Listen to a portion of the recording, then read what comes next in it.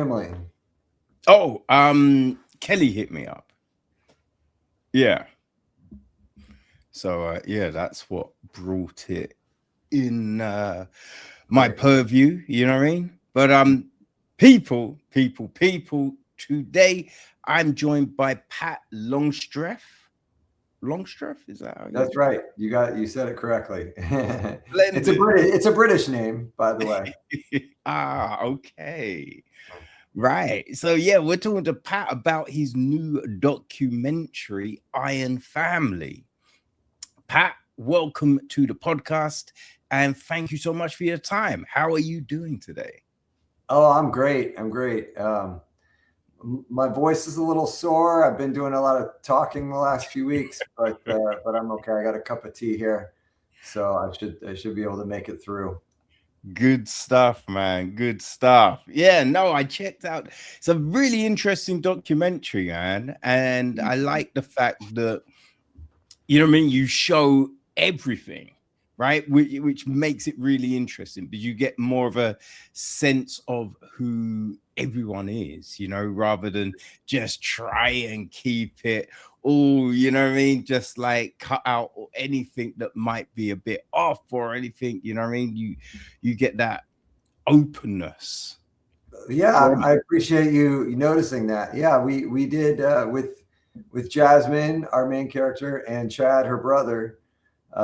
We kept the cameras rolling a lot. You know, even Mm, after they maybe thought we were done filming a scene, we just kept rolling. And after enough time, you know, you'll hear with other documentary filmmakers and their subjects, the more you keep the camera in front of them, eventually they forget that the camera's there, and that's when you start to get those genuine moments. And I think that's what we achieved with Jasmine.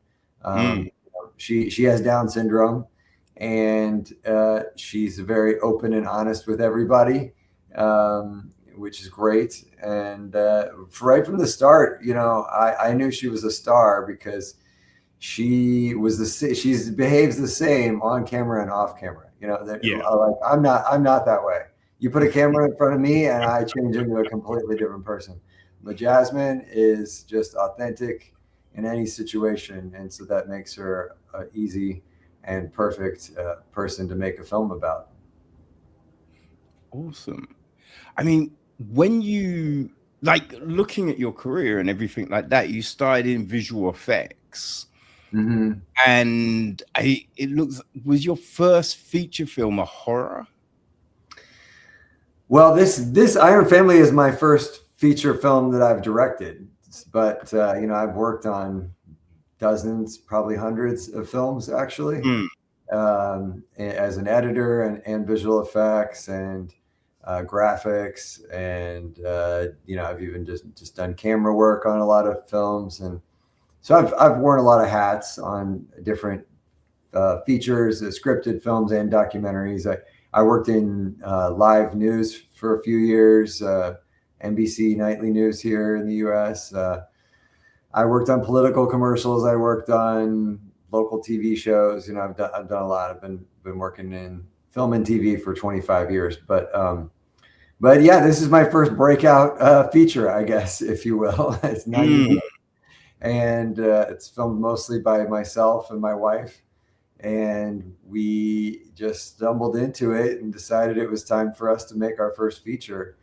And you know, I've also directed a few short documentaries that have made it into distribution on PBS and some other places, which has been great. Um, and yeah, but yeah, my bread and butter has been visual effects. So for me Mm. to start getting more into documentaries as my passion is a big career shift for me. But I feel confident in it, and I feel comfortable in it, and you know, and I've even been able to use visual effects within my documentaries lately. Not Iron Family so much, but with some of the historical documentaries I've been doing, we use animation and graphics for reenactments and storytelling. So yeah, you know, when you work in film for a long time, eventually you end up using all of your skills for one thing or another. And I'm sure any director will tell you, making a feature film is you got to take every tool and skill you have and put it to the test. So yeah, so that's what I've done here.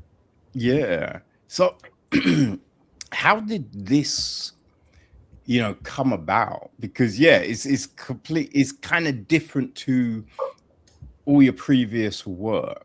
So how did you, Yeah, you know, well, I started doing some filming. I would say a big transition for me was cell phones becoming higher quality yeah. around 8 years ago. And so I started filming just some of my own stuff because I come from a post-production background, right?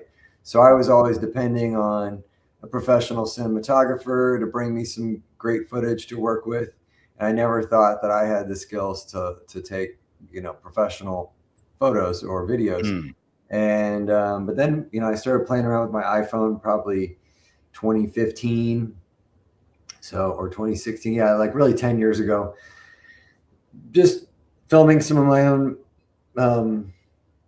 sort of mini documentaries for things going on around town, issues in my community, nonprofit organizations that needed a video, and that was kind of long overdue that I started filming my own projects, because I've always made like home videos since I was 12 years old, but I never thought I could really pick up a real camera. And then I got this wild opportunity to travel to Africa with Patricia Arquette. Do you know Patricia Arquette? yeah, of course. Yeah. Um, this opportunity popped up out of the blue that Patricia Arquette met a client of mine here in Savannah, Georgia, and she needed somebody to go with her on this 2-week trip to Africa and film what her foundation was doing in Uganda and Kenya. They were building these sustainable compost systems in rural and urban areas, and so my client didn't have a camera person in mind, but he knew that I would love to go and I would do it for free. So I went, and I had an amazing time, and we filmed nomadic tribes in Uganda, and we filmed a safari in Kenya, and we filmed the rural villages and then the slums of Kampala, and it was just this incredible eye-opening experience. And I came back with the knowledge of how to use a Panasonic GH4, and had just this world-class documentary footage in my hands. And so that just really inspired me to keep going with it. And so it wasn't long after that, it was only like a few months after that I saw Chad running through the park on Earth Day, I remember. And he said, "Pat, I know you because I saw your horror movie that you made like 8 years ago." Because I made a horror movie back in about 15 years ago. Anyway, he said, "I have this thing. My sister, she writes and directs this play every summer, and I just need somebody to come film it. Do you think you'd want to film it?" And I was like, "Sure, maybe. Let's talk." And so anyway, we went up there. He wasn't even thinking that I was going to direct. He just thought that I was going to take a camera and point it at the play that Jazmine had written and directed. But yeah, my wife and I, we took our camera gear, and we were pretty new at all of it, but we did the best we could. And we were only supposed to film for like 2, maybe 3 days, but we ended up filming for 7 days, like as much as we could, capturing Jazmine and her production of the play and everyone involved, and even getting history of the town of Iron River, Michigan. And those 7 days turned into a big chunk of what was our feature film. And so then we made multiple trips back to Iron River over the course of a year, filming like establishing shots. We got like beautiful drone footage of the area of the Upper Peninsula. And we filmed Chad and some of his life down here in Savannah, Georgia. So it's kind of 2 parts of America, the South and the North. And Chad is from the Upper Peninsula, but he lives down here in Savannah and travels back there every summer to help out with his little sister and help put on this fun, inspiring stage production that is all from Jazmine's imagination. Right, right. So was that Horror Monsterland? Actually, the name of my horror movie, it's a short 12-minute horror movie. It's called Hellyfish, and it's Right. about killer jellyfish from hell. And it was included in a compilation that got named Monsterland. So that's why you're seeing okay. my credits. Yeah. So, Monsterland, like an anthology. Yeah. Okay. It's kind of crazy how certain things can lead to different opportunities down the line. It is wild, right? You must come across a lot of those stories in your podcast. It's interesting. It's always different though. But it's like someone and they helped out with something, and then a few years later they that led to something, or it's just like it's all these crazy stories that I think it's just like, as you always hear about people getting these opportunities, but it's always like those people were ready when that opportunity came because of the work they put in before that. And that's the one thing that you get from like these kind of conversations, right? Is there's people hear, oh, someone got this opportunity and they just like, oh, it just happened out the blue. But no, all that work is this, like when you watch a boxer, a MMA fighter, and they have their fight, but the months of training camp leading up to that fight, up to that, like Conor McGregor knocking out Jose Aldo in the first seconds of the first round. Yeah, that was awesome, but it was that training camp. It was all the work put in to get to that point. Otherwise, he wouldn't have known, to lean back, come through the hook, right? And I think that's what it is with filmmakers. It's all that work that you put in. And I have an artist friend who lives in my neighborhood, and he's a painter, and he just makes a living painting and putting his paintings up around town. And I don't know, he has a funny story. Somebody asked him, his paintings are very simple, right? They're usually like a celebrity with like an outline, a kind of a caricature of a celebrity, and then a line from that celebrity. But I have one over here that says it's from Jaws, and it says it's who's the guy from Jaws? Dreyfus. Yes. And he's got a cigarette in his mouth, and it says, "You're going to need a bigger boat." But anyway, his paintings are very simple. It probably takes him like an hour to make a painting. And whenever somebody asks him, like, how long did it take you to paint that? He says, it took me my whole life, because it took me, my whole life to learn how to paint, to decide what to paint and how to paint it, and then here you are, and here's your painting. And it might seem like the certain things can look simple, but not everyone can do it. Just because it looks simple doesn't mean it is simple in actual execution. Well, that's true. And that does kind of lead in that applies to Iron Family as well, because this film is meant to look very simple and kind of campy, and it's meant to be a very fly on the wall, but it actually takes a lot of sensitivity and careful editing to make everything feel smooth and natural, and as if it just all happened while someone was just filming their friends hanging out. But something like this, you don't want it to be you know what I mean, lit like a studio, like it Right. can't be like 40 over 40, right? It can't be like an Right. ESPN doc. You know, Yeah. a Yeah. great and informative and all, and you want it that to have that look. But Right. when it's on that personal level and it's dealing with people's lives, you want it to kind of feel like it's just off the cuff, right? Hmm. Because then you get that sense of honesty from it, right? When it's mad polished and everything like that, you kind of think, what did they cut out? Like, what have they Right. Right. edited? Right. Right. Yeah. What Exactly. was that scripted? That bit Exactly. there, and it all just feels a bit too contrived. So, Yeah.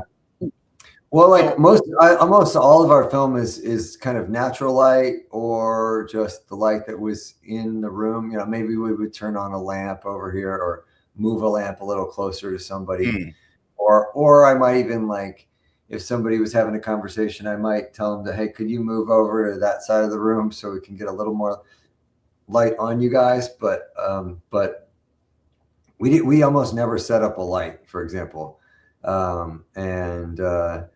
But if we had to do a sit down interview, I'd sit them next to a window with the light coming yeah, in off the window, or we'd move them out to the front porch and get some outdoor lighting. And I do think that helped overall. You know, you see that is a consistent look throughout the movie. We didn't set up any studio lighting, so mm, yeah, except maybe one interview with Jazmine where she's against black that we filmed at the very end to kind of fill in some of the gaps and get one last.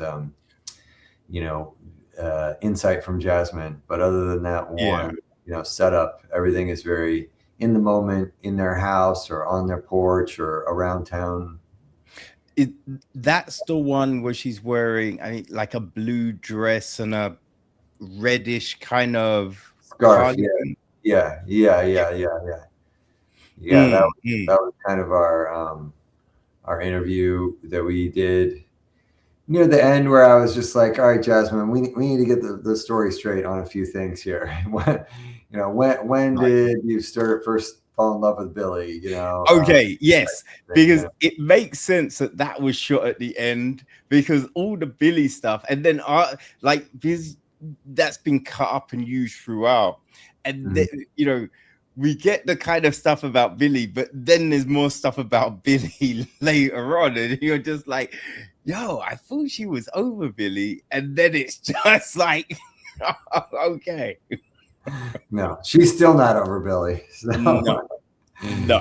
yeah, I always love Billy. Was there any hesitance about having the Billy stuff in there? There was, yeah, there was. For one, we didn't know you know we don't say Billy's last name, and you No, never really see Billy.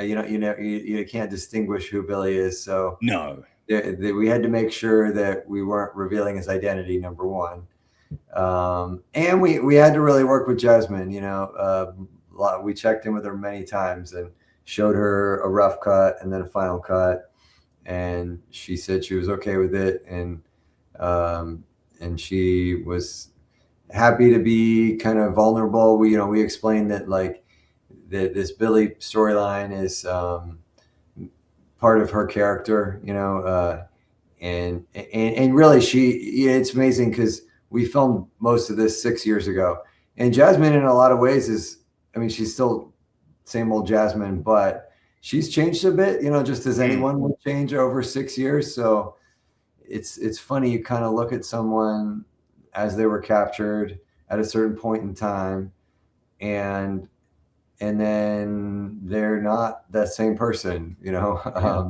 in real life. The way that is packaged and the way it's presented is, I mean, it's always going to be just another version of the real person as they are on screen. So even though well, I mean, what you see, Jazmine is Jazmine, but like she doesn't spend every day obsessing over Billy, and she's into different things now. She's really Mm, into horror movies now, and she um you know, I don't know, doesn't spend as much time in her mom's house. She spends more time in Savannah. So like, you know, that is just a snapshot of who she was at that time. Ah, interesting. Interesting. Yeah, no, these things are kind of, it's a snapshot, right? It's like a celluloid time capsule of like that moment in time. Yeah, yeah, and it's kind of that way for the whole family. That's the way I've talked about the film. Is it's a family portrait, is the way I like Mm, to do it. And a family portrait is always going to be that family at that time. You know, no family is the same from beginning to end. They're always evolving and changing, and people are coming and going. And so, yeah, it's a beautiful. I think it's a beautiful portrait of the family at that time. You know, um, and Chad has changed drastically since the film. oh, And okay. Chad has a son now, and Ah, okay. and a significant other. They're not married, but they live together. And Chad is basically a stepdad as well. So you know, his life has changed a lot.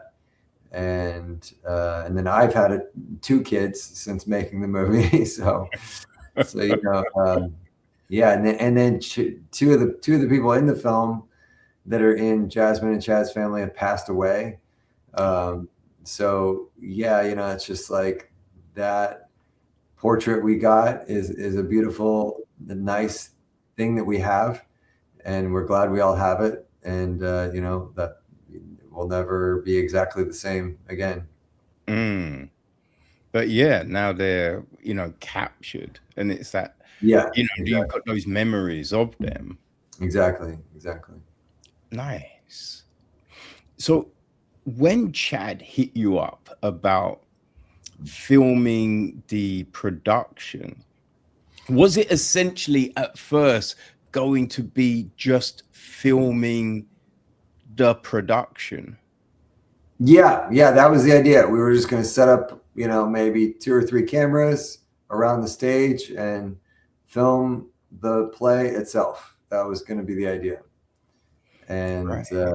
I immediately was more interested, and you know, really was like the first um, interview we did with Jazmine. You know, I met Jazmine and at her house. And after about 5 minutes, she was like, "All right, so you're going to start rolling the camera now?" I was like, "Oh, sure, okay." and and so she was ready to just tell us everything. You know, the play, how she has been in love with Matthew McConaughey for years, and how she watches all these soap operas, and that's the inspiration for her celebrity, you know, drama that she's put together. And we just had a blast talking to her about it and hearing about it. And she's very charismatic. You know, she was immediately asking about me and my wife, and you know what we were into. So we hit it off with her right away. And that was how we knew we should be filming more than just the play, but Mm, you know, behind the scenes, and Jazmine herself, and the whole community, because the play wouldn't happen if the community didn't come together. So we yeah. really capture the community coming together in a really nice way, because you know, I haven't spent much time really in like small town America. So that was kind of a fun safari for me, if you will, going into this unknown small town and getting to know these different characters, and seeing how people come together in a small town a little differently than they do in a big city. Oh man, it's so interesting. There's one of my great friends. She used to live in New York, and I visited her in New York. And then she grew up in Louisiana, and she moved back to Louisiana. And oh gosh, I think it's Raleigh where she is. I might be Okay. wrong. I think it's Raleigh, but I remember going there. Um, after a work event, and she's like an art direct she was an art director at a museum there, Alexandria, that's it, sorry, that's where Oh, she is. okay. Yeah. Yeah. And she started putting on these parades and everything, Oh, like really? lit kind of lanterns and everything, and these big costumes, and they, she puts together these workshops before everyone comes, and they build it. The kids build these things, and then they go and do these parades. And we were just walking around the town. She was showing me around, and we're walking, and everyone's just like, "Hello, Miss Cindy. Miss Cindy, how are you?" Blah, blah, blah. And I'm just like, what the hell is going on? Like, everyone knew her. Everyone was Yeah. just so like happy to see her, and all the kids were in awe, and it was just this incredible thing. And I'm just like, yo, you would not get this Yeah. walking around, central London. Like, you know what I mean? It's just like, that's not what's gonna happen. Exactly. Yeah, and that's why I live in kind of a small town in a way here, Savannah, Georgia. It's still a city, but it's small enough. You can walk from one side of it to the other in 30 minutes, and when you do, you always run into somebody and that's why I love it here, as opposed to Los Angeles. I lived in Los Angeles for 6 years, and I loved it there too. We had a lot of fun, but you don't feel like a local celebrity in LA unless unless you are an actual celebrity. Yeah. But you can easily be a celebrity in a small town, which is fun. Or feel like one. Yeah. So after that initial conversation with Jazmine, and Mhm. I mean, you and your wife were thinking, wait, this could be more. What Yeah, led? we had a plan. We were gonna go. We like I said, we had like 7 days planned there, but we were just gonna meet Jasmine, and then my wife and I were gonna go on a drive and go camping for a few days, and kayaking and golfing, and then come back like the day before and film the play. But we decided to just stay in Iron River the whole time and film everything they were doing that whole week. So that was how we ended up. Uh, Kind of changing course early on, and you can get a lot in 7 days if you really just film. You could pick any group of people that are trying to do something, accomplish something, right? In a week, and there's going to be drama, right? There's going to Oh, be yeah, there's for going to sure. be things that test the relationship. So I really think that is kind of the fun formula we discovered, was that just like capture these people that are trying to accomplish something and don't stop filming, and get in on every nuance, and don't kind of interrogate them in a way, and not like not not directly, but Yeah, just yeah, don't yeah. let them make them explain themselves a little bit here and there, and you'll start to pull on that thread, and Mm, you'll get a lot out of it, even in a week. So. yeah, no, for sure. But what does that pivot, right? Because there's filming a play, and then there's what you guys did, right? Mhm. So there's then all of that consent that you need to get to have people on screen and everything, and all of what comes with that. So Mhm. what was that thinking? What was that like? Oh shit, now if we're gonna do this, we have to think about this and this and this. And I guess there's Mhm. another level of insurance, possibly, and just a Sure. lot more stuff that you have to then like comprehend. hmm Well, we got appearance releases from everybody, so that's the start. I was kind of shocked that the whole family had no problem signing appearance releases. I guess they trusted us. Um, and Chad has wrote a memoir a few years before that was kind of a tell-all book of his life and his family. So he had already been pretty wide open Mm, about his life with the whole world. And Kate, his mom, and Jasmine's mom, she's somewhat of a larger than life person who doesn't mind telling you everything about her life. and and so that's great. And then Jazmine, of course, loves the spotlight. So the three of them were right away the perfect mix. And then you add in all your other characters who, again, didn't mind filling out a release and didn't mind telling us their stories. I mean, there's a lot of family drama that we didn't get into between cousins and other relationships that weren't quite pertinent, but we have it all on tape. But it. I don't know.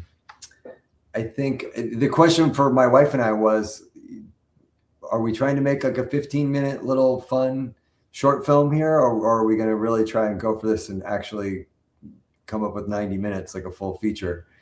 And so that's we decided to go for it, so. Right. And it's taken us a long time to get it out there, by the way. The film was pretty much finished in 2022. It was in festivals, and we won a handful of awards and had a nice run with it. We got to take Jazmine to Hollywood. We showed the film at Dances with Films, and we showed it at the famous TCL Chinese Theater there, and got to go down the Walk of Fame and everything with Jazz. And so we really had a fun run with this film, but COVID kind of put a dent in it, kind of cut our festival run in half, I would say. And then we had some issues with music licensing with different distributors, and I had to recut the film a few times to take out some of the music issues. And then we just had, I had 2 children, Chad had a kid, and now here we are. And then I started a film festival, and I directed 2 other movies. So now here we are, finally releasing Iron Family in 2026. But it's an evergreen film that is,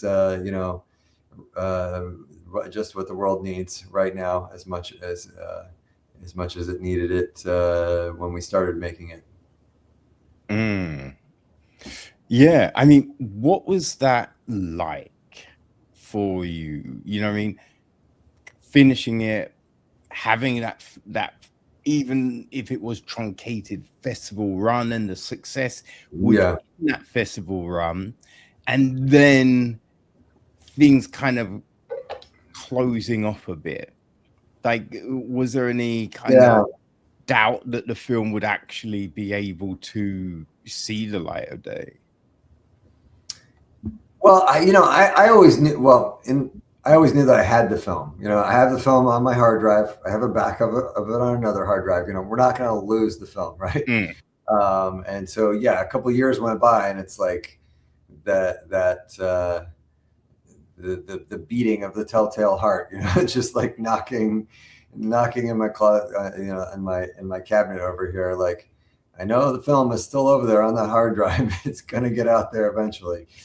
I just knew that I didn't want to just release it on YouTube myself without giving it a chance with another distributor. So we were just very patient, I guess, is the answer.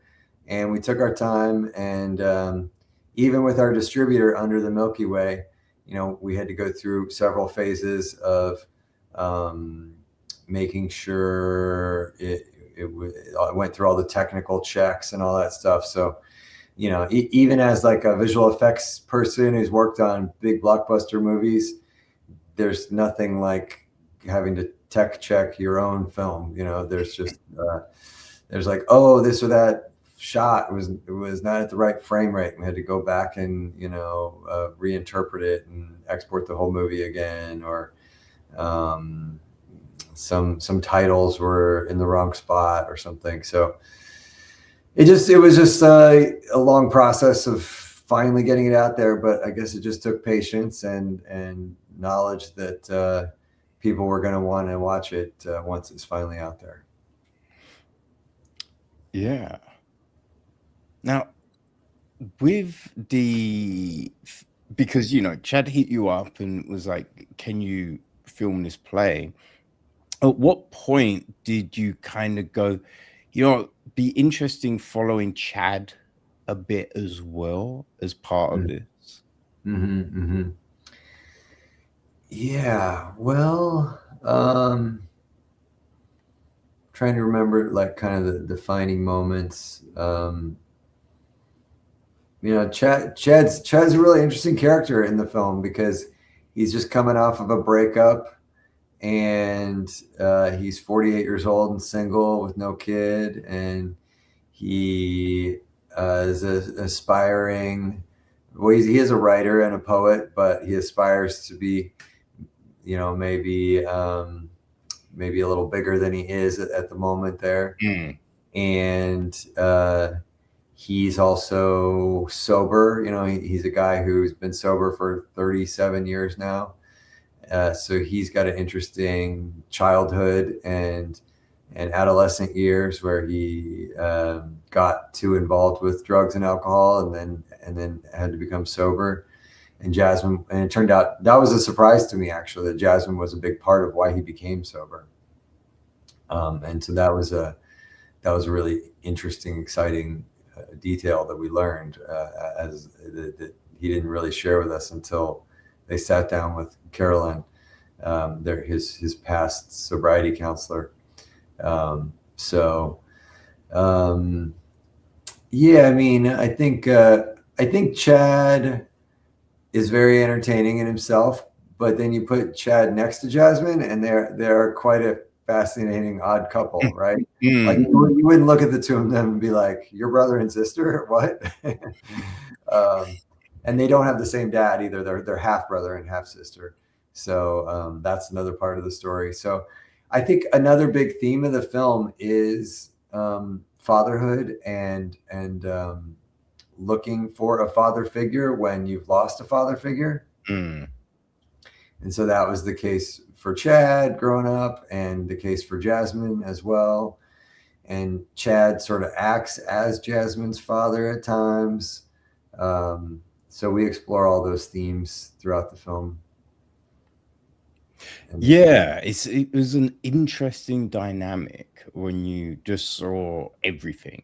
Because we like their mum's a big part of it, so we get all of these different insights. And then there was Greg that we right, and Greg is a father figure as well, right? He's the I forgot what you would call it, but the father figure who was dating Kate for many years and paying child support to Chad and Jazmine, and he worked with people with special needs. So but before he even met Jazmine, he had that training. And then Greg ended up coming out as a gay man later in life. And so Kate and Greg separated romantically, but had always stayed great friends. And Greg to this day is, basically Chad's dad and Jazmine's dad. And so neither of his kids, and he still paid the support. Yeah. Neither of his kids, but he's very involved in both their lives. He was the one who came up with the idea for the play, because Jazmine would sit and make these little plays with her Barbie dolls, and she was always coming up with these little dramas with her Barbie dolls, and she would have all these stories that she would tell at dinner. She would make up like fantasy stories about the family or friends or her relationship with Elvis, and and then Greg was like, why don't we take all this creative energy and turn it into something? And so, yeah, it was really Greg that kind of pushed it in that direction. Yeah, like just having all of this is very, as I said, we really do get that kind of fly on the wall feel, that raw, uncut kind of sense of all of this stuff going on, which was really great, because it's this charming kind of story, right? And it's just like the the love of the family, right? Because Chad plays Matthew McConaughey, right? You know what I mean? It's just, which you just think, you know what I mean? He's playing Yasmin's love interest in the play, you know, just all of this stuff. But it's just, which might seem a little creepy to some people that your brother's going to be your love interest, but it works in yeah. Jazmine's play, and she even got me to play John Travolta, which is not something most people would be able to talk me into, but somebody had to do it, and I didn't think it was going to be me, but I had to do it. So With your moves up on stage. that's my move. Yeah. I spin around and I point. That's my move.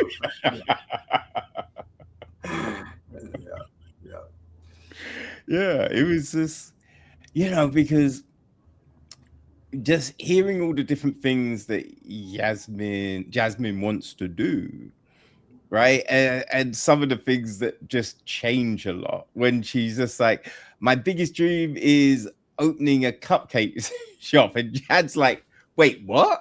Right. Like, that's news to me, Jazmine. Yeah. Oh man, yeah, no. It was interesting. Was it easy to find the through line when you were trying to put all of this material together? That's a great question, because as we started to gather all this stuff, none of the stuff you see on screen happened in that order, right? Everything was all filmed at different times over the course of about a year and a half and woven back together. So at one point I created an outline. I had the scenes on little digital note cards, and we were shuffling them around, trying to decide, well, does Greg's interview go here or there, or do we cut it into pieces? And the podcast interview with Jazz was broken up into topics and then spread throughout. So there was a lot of juggling of scenes and plot lines. And I even made a graph of the emotional arc of each character. So, Jazmine starts out, down in the dumps, right? She's just broken up, or she's just having this like ceremony where she's burning Billy's pictures and she's going to forget about him. And gradually she gets more and more confident, and sky's the limit by the end of the film.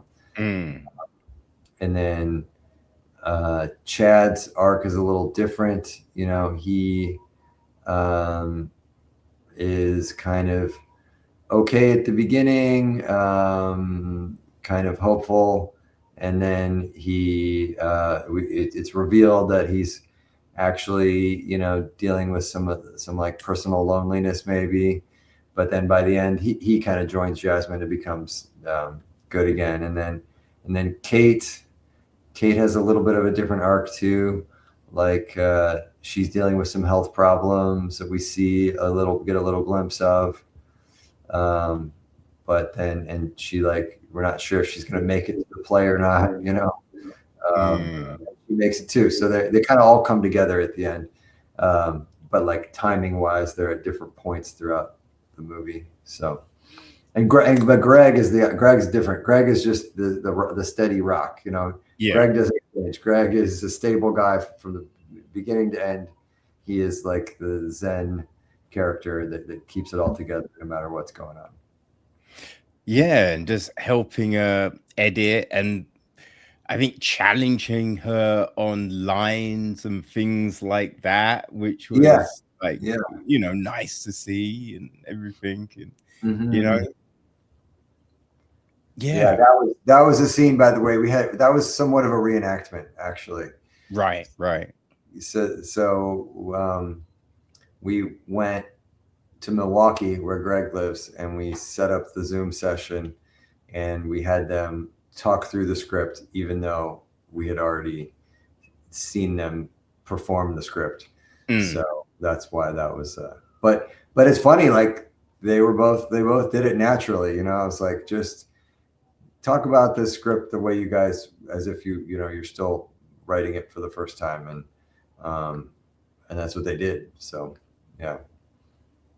Yeah, I mean, it didn't kind of feel like it was, what I mean, like reenacted or anything like that. Yeah. It did kind I mean, we just kind of set them up with the idea, okay, of, here, Greg, Jazmine, tell Greg the story, and Greg, you write it out. And then they're doing it. And then, of course, Jazmine just drops her iPad and falls off the bed, and, like hilarity ensues. And that was not scripted, so just no matter what you do with Jazmine, there's always some kind of funny surprise. So it makes it easy. oh man, yeah, it was interesting with her, like seeing like the different influences and how it kind of impacted on her process, as it were, right? Because when Chad was kind of pushing her to eat healthily and do the Zumba class, like she did it, but then you could see that in other times, like if that wasn't there, then she was happy to go along with maybe the other thing, and like watching the soaps and how those kind of storylines could impact her storylines and everything like that. How it's like it was that interesting kind of dichotomy. Yeah, it sure was. I mean, there were some things that were we cut out that were hard to cut out. Chad, we were at the diner. There was this, speaking of like eating food and stuff, like we filmed this breakfast scene where they were at the diner, and we ended up cutting out the whole scene because we didn't have great audio. But while we were at the diner, this woman walks into the diner, and it turns out it's the first girl that Chad ever kissed. Oh, damn. Yeah. And they hit it off, and turns out she's single. And then they went on a date, and we filmed Chad going on a date with this girl. And I'll just say that there was some romance there. We didn't film it, but like, oh boy, that became such a like interesting like plot line, and one night, and it was really cute. But we wrestled with it, but like when it came time to make the movie 90 minutes, we really didn't want to. We couldn't make it an hour 45. It just had to be cut down to 90 minutes, and we just decided that brought the love story of Jazmine being the main character. It became too much. As interesting and fascinating as it was that Chad ended up meeting and hooking up with the first girl he ever kissed, like we had to cut it out because it was too much of a distraction from Jazmine as the main character. So it's tough. There's tough decisions in balancing and crafting this all these characters. Yeah, like were these that you would come up against in like some of the short documentaries that you had made? Oh yeah, well, good question. I mean, my short documentaries have been much different. The two that I'm most known for are historical documentaries. So with those, it's a whole different approach. I'm looking at an archive of material and deciding how to present it. Although in both of my historical documentaries, I follow a character who is exploring that history. So I try to incorporate a little of the verite style of that person in action as they're presenting this evidence, or uncovering, a trove of letters and news articles and footage that's never been seen before. So yeah, it's some of the style from Iron Family has made its way into my historical documentaries, but they're two distinctly different type of films, I would say. Okay, so a lot of this was kind of just learning on the job, right? Like finding ways to, you know, move the story along, to get a certain scene, to kind of dive into a interaction, a topic, you know, those kind of things. Yeah, you could say it was learning on the fly. I mean, I didn't have a particular style in mind when we started filming Jazmine, but you know, I watched a lot of documentaries throughout my life, and I have a certain style that I like. I knew I didn't want it to be like reality TV style, right? Mm. And I felt that with Jazmine being, you know, having Down syndrome, um, I didn't want it to be too cute or Yeah. too polished, you know.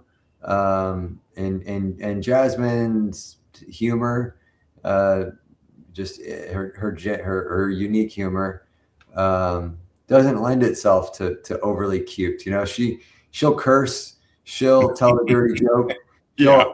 she'll get a little bit too over the line with some sexual innuendos or something, and then you're like, "Oh, Jazz, I'm blushing. Please stop." Like, you know, Well, I mean, there's a scene where she's acting out a scene with the Barbies, and like the shorts yeah, come down and everything. It's like, yo, yeah. That got a little graphic. We had to cut that short, actually. Yeah.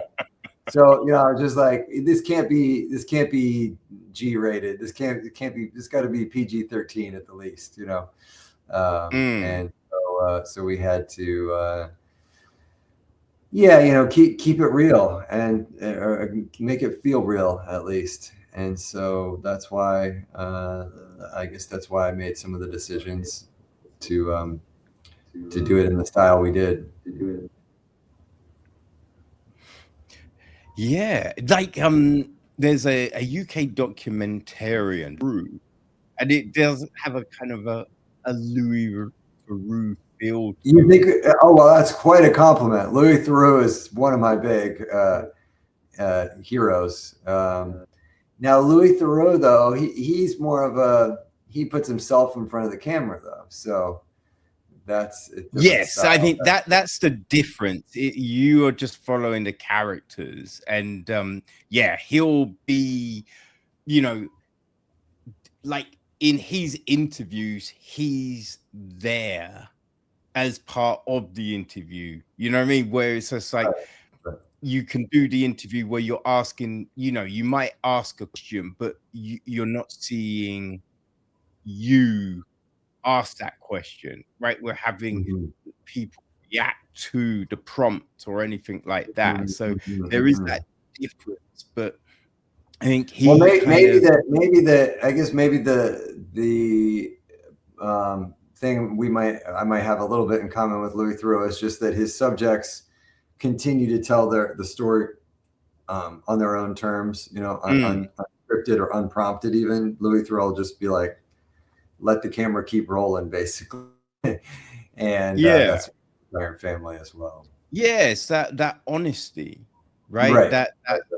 That looking at something where you're not, you know, going, this is what I want to get out of this. Right, because I Right. think that's the thing with a lot of stuff, right? Is you can go in with a notion. You can go, okay, I want to film this documentary, and I believe Right. this will be the outcome. Right. And you And can here's film my it. script, and here's my voiceover. Yeah. We had no voiceover throughout the film, you know. Because you can film it to get the outcome you want, Hmm. right? Hmm. Or you can just let it flow and let the story kind of come out however it comes out, right? And Hmm. I think that's the thing with this kind of style of work. Yeah, and that's what makes it so fun and exciting too. But also a little scary, and you know, because you don't know when the story is going to end. Is the hard part. Mm. You got to really decide when to cut it off and start editing, Yeah.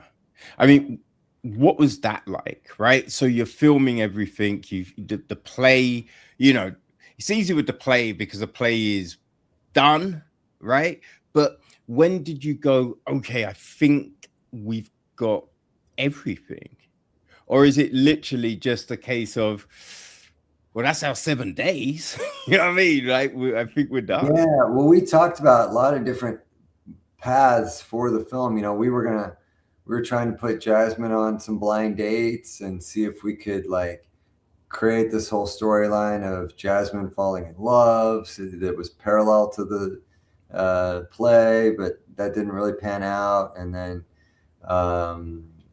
we, like I said, we had a lot of extra footage of Chad that we didn't end up using, even though it was all great.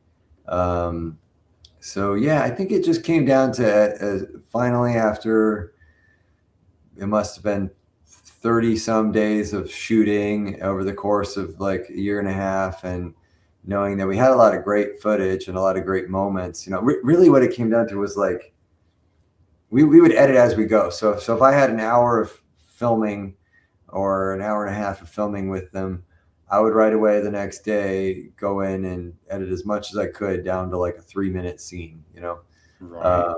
So I had these scenes, and I'd be like, well, that is a golden moment, and that is a golden moment, and we got to find a way to fit that in and that in. And eventually it occurred, yeah, we have enough golden moments for a feature here, and there's no need to just keep filming and filming of, Jazmine's trip to see her family in Peoria, or Chad's next date, or something. It was like, we're not getting any more out of this. It's time to just tie it up. And then once we started outlining, then it was like, and then that was tough because Chad or even Jazmine sometimes would be like, you got to come film this, or you got to film the next season of the play, and I'm like, we're still editing last year, like, can we take a break? Actually, COVID kind of helped in that way, because they took a break from the play for a year, and that was when we like got more deep into editing. Actually, COVID was a big catalyst for me finishing the first edit of the film, because we couldn't go anywhere or do anything, and I had a project that a corporate video that I was supposed to be working on for a live event that ended up getting canceled. So I had like 2 months where I had a gap in my work schedule, and I was able to sit down and really polish up a rough cut of the film. And then, yeah, so that was kind of a good thing. So sometimes the universe just forces you to wrap filming and start editing. Yeah, I think that was a big thing with COVID, right? Like, people that had projects that they just didn't have the time to finish or start, or were just in a position to film something in a local area, right? Yeah. That it meant that you were able to get those things done, Yeah. which was, good. Like, in a time when there was just uncertainty and people just, isolation, right? A lot of people were able to, circumvent that with creativity, which is, what I mean? And I think that's the beauty. Oh, I was excited about COVID at first. I mean, I was like, all right, great. I can stay inside and finish up my projects, watch a bunch of movies with my wife. I mean, fortunately, I love my wife and I love spending time with her. So we were okay spending time together. And, it's just like we can, I can go outside, the weather was nice. I can go for a walk. I can play golf, I'm like, this isn't such a bad deal. Now, like a year later, I was not into it anymore. But yeah, at first it was a good way for me to just do some spring cleaning and wrap up the edit on this film and archive some old projects and just kind of clear out my closet, creatively and mentally and everything. So it was helpful for me for a while. But I'm not naturally an introvert though, so you know, I was okay with it. But I think I don't know, some people, it's like I think COVID was actually bad for people who are introverts Oh, because for sure. then they didn't have anything forcing them to go out at all, and it kind of became maybe too easy for Yeah. them to not communicate with the outside world. So yeah. Yeah, no, definitely.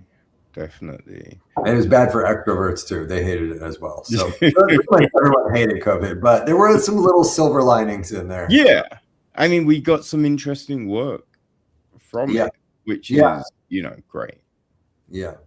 So that's a big thing. And you were able to, you know, get this kind of polished up and, you know, ready, as it were.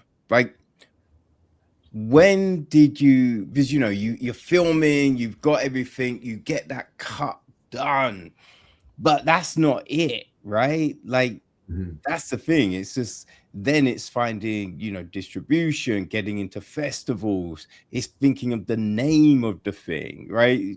So when did all of that, when were you able to kind of come with the name Iron Family? Because I didn't know there was a place, Iron Michigan. I was like, at first, when Kelly sent this through, I'm like, Iron Family. I wonder why Iron Family. Is it because, you know, they're a strong unit? Like, where do you? And then at the beginning, it's like Iron Michigan. Like, oh, Yeah. Iron River. Yeah. mm. I don't know. I think I came up with the name early on, actually. I don't remember exactly when, but I don't think we ever had another name. I think it was just always Iron Family from early on, and that sets the tone, you know, because we could have titled it, you know, Jazmine's Play or whatever, or D Life. yeah, the Double Life. We could have called it the Double Life, but that's Jazmine's Play, you know. That wouldn't make sense because that's Jazmine's Play. That's not our movie. So yeah, I think we just wanted to make it clear that it was about the family and not just Jazmine. So yeah, and you know, it turned out that name wasn't taken. Although apparently there's some Korean family drama TV movie series. Yeah. Did you find that on IMDb? Yeah, that was a jumped up. surprise. That was a surprise. A couple of years ago, somebody came out with that, but you know, for the most part, in America, the title is not taken. So yeah. I mean, I would say, gosh, you know, I did not know how much work goes into the marketing of a film. You know, because I've always been told like, oh, you make a film, the filming is only the first half, then you've got editing. You know, it's like, well, actually, filming is only the first like 20%. You know, then you've got 40% is editing for a documentary.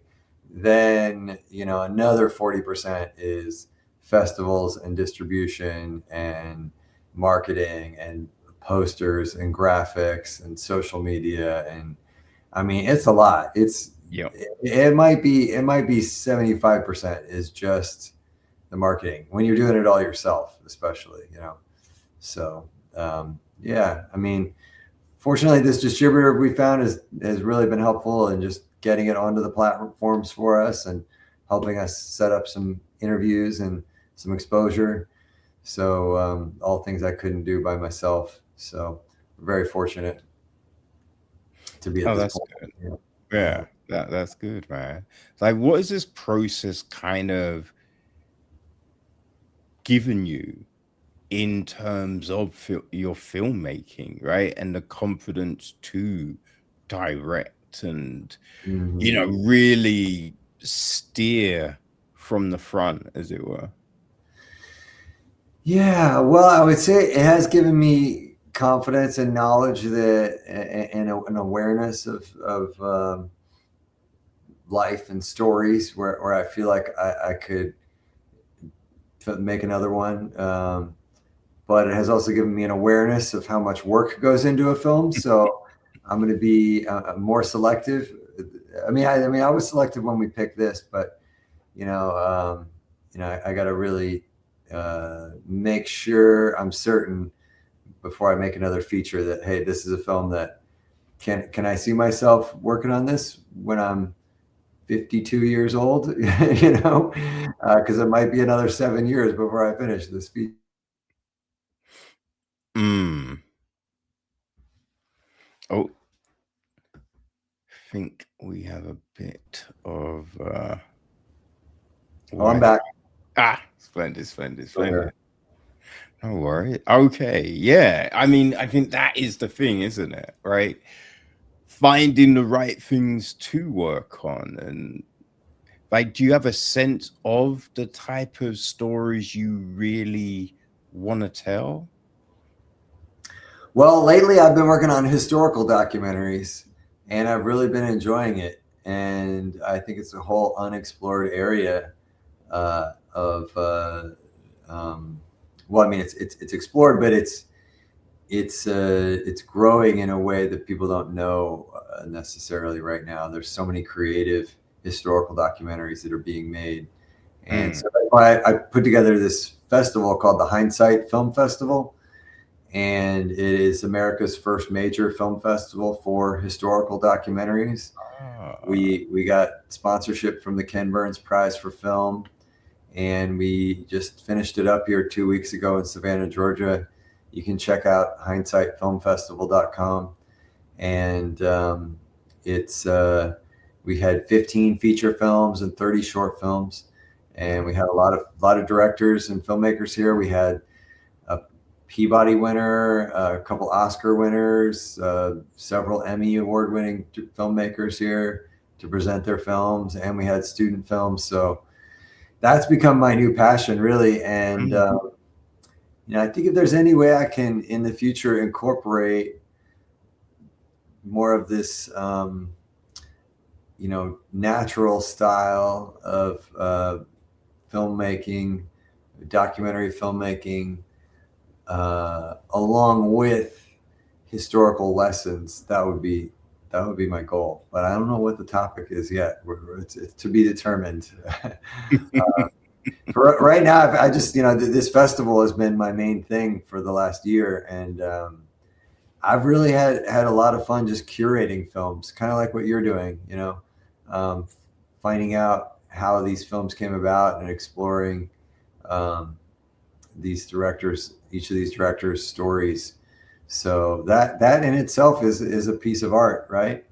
Oh, for sure. Yeah, no, definitely. Like that's an inch because yeah, I think I do love a historical documentary.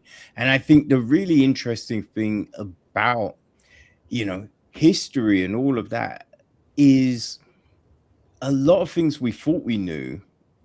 Yeah, it was wrong.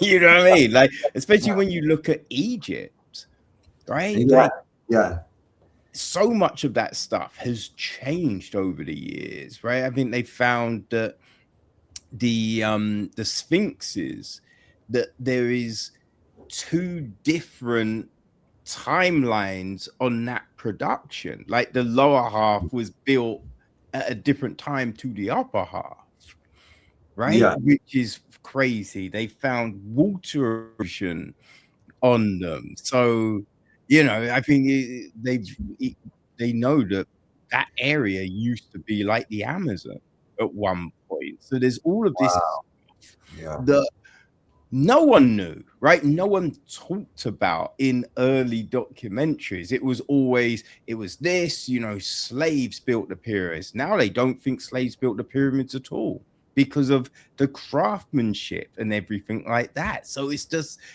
there's so much, right? That you're like, you thought you knew, but we did not know.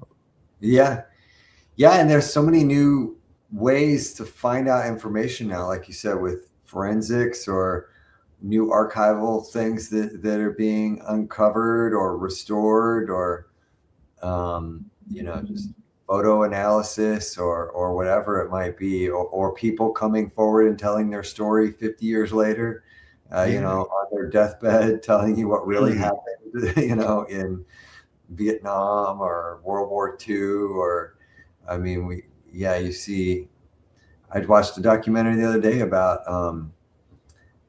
the Philippines in World War II and what really happened there and the Bataan Death March. And, um, you know, turns out there's people in their 80s and 90s that are like still telling new parts of that story. So, you know, Mm. it's ripe for discovery right now, these historical documentaries. Oh, definitely. I mean, people think that the Nazis only killed Jews, right? When they Right. killed a But they killed whole, their own people. They killed their yeah, own people, and it, to a big extent. Yeah, mm, yeah, yeah. So yeah. there's so, like we've learned there's dinosaurs that had feathers and fur, Yeah. right? Right, It's right, right, right. crazy. Yeah, yeah. There's this thing called the Dark Ages that's Hmm. that maybe we'll learn something about if we keep digging. You know. Yeah. So man, I think yeah, there's so much stuff for your festival to kind of tap into, you know, Thanks. and Yeah. documentaries for people to make so they can play at your festival. So that's great. Yeah, yeah, I'm already excited. Next year, we've got some potential films already lined up. There's a doc in the works about Carl Sagan. You know Carl Sagan. Oh, yeah, yeah, yeah.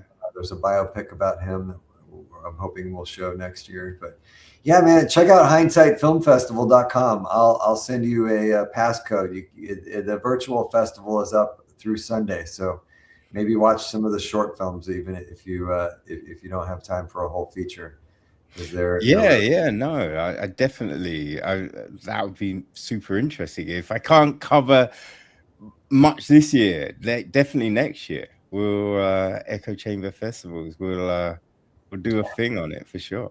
there. You go. Yeah, Good. do you cover film festivals? Oh yeah, yeah, yeah. We've covered dances with films, TIFF, Hmm. um, Oh, yeah, wonderful. Sci-Fi London, London Film Festival, BFI Flair, just all different festivals. So if people Excellent. send through the stuff, we'll cover it. You know what I mean?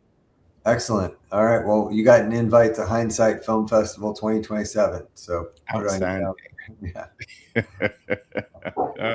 Nah, I look forward to that, man. I look forward to that. So yeah, let the people know.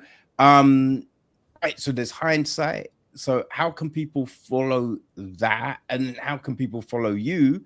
And definitely how can they check out I Am Family? Yeah, well, I would say Iron Family is pretty easy. Just go to ironfamilyfilm.com and you'll see the links there for streaming. You could also, I think, just look it up on Google Play or Apple TV or YouTube or Prime. It's on all Yep. four of those. And if you want to sign up for our email list, you can do that on ironfamilyfilm.com. And then if you want to follow me, you could just look for me on Instagram, Pat Longstreth on Instagram. And then Hindsight Film Festival, that's easy. Just go to hindsightfilmfestival.com, sign up for our email list, follow us on Instagram and Facebook, and just check the website, in about 6 months and submit your films. If you got a historical doc, send it our way. We'll open up submissions here probably in July. So yeah, get ready for that one. Cool. And that's feature length shorts. Yeah, yeah, yeah. Generally, we look for films that are over half the film, like a majority of the film, should be about something that happened over 10 years in the past. Right. That's our criteria. Okay. Yeah. And there's ample. There's ample, you know what I mean? Like for people to delve into with that criteria. So Yeah. yeah, That's a wide lot open. Yeah. proud. Yeah. Tremendous. Well, people, all the links will be on the webpage for this episode. So check out I Am Family, check out Pat, check out the festival because hey, it's all interesting. And I Am Family, just man, really well done. A lot of heart, right? Just you know what I mean? It really it grabs you. It grabs you, just all of these people and just peering into this time frame in their lives and watching how they all just everyone pulls together. You just see everyone show up to watch Jazmine's play. It's just really, really heartwarming. So, you know, you did great work. You and your wife did great work there, man. So, hey, congratulations on the film. Thanks so much, Kevin. Congratulations on getting it out to the world. And hey, I'm looking forward to what you do next. I'm looking forward to the festival. Yeah, we're in the Pat Longstreth business right now. Wow, thanks for pumping me up here, Kevin. I appreciate it. It's been really nice talking to you. Great conversation here. Hey, you too, man. I'm glad Kelly put this together. Thank you so much for your time. And yeah, I'm looking forward to checking everything out. All right. Thank you, Kevin. All right, man. You take it easy, yeah? Take care. All right.